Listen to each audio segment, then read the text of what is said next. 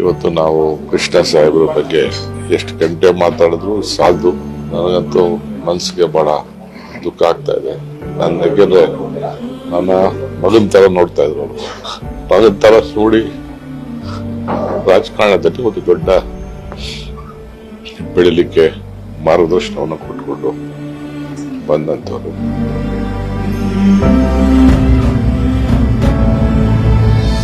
ಕರ್ನಾಟಕ ರಾಜ್ಯಕ್ಕೆ ಒಂದು ಗವರ್ನೆನ್ಸ್ ಅನ್ನ ಒಂದು ಪದಕ್ಕೆ ಆಡಳಿತಕ್ಕೆ ಒಂದು ದೊಡ್ಡ ಶಕ್ತಿಯನ್ನ ಕೊಟ್ಟದ್ದನ್ನ ನಾವೆಲ್ಲ ಕೂಡ ಮರೆಯಲಿಕ್ಕೆ ಸಾಧ್ಯ ಇಲ್ಲ. ಒಂದು ಉತ್ತಮವಾದಂತ ಒಂದು ಆಡಳಿತಗಾರ.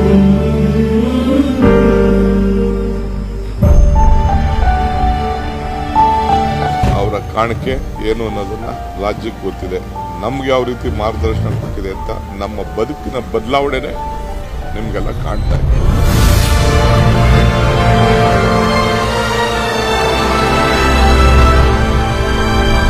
ಸಂಬಂಧ ತಂದೆ ಮಗನ ಸಂಬಂಧ ಎಲ್ಲರಿಗೂ ಗೊತ್ತಿರೋಂಥ ವಿಚಾರ. ನಾನು ಅದ್ರ ಬಗ್ಗೆ ಹೆಚ್ಚಿಗೆ ಹೇಳೋಂಥದ್ದು ಇಲ್ಲೇನು ಈಗ ಬೇಡ, ಮಾತು ಬೇರೆ ದಿನದಲ್ಲಿ ನಾನು ಅದೆಲ್ಲ ಮಾತಾಡ್ತೀನಿ. ನಾನು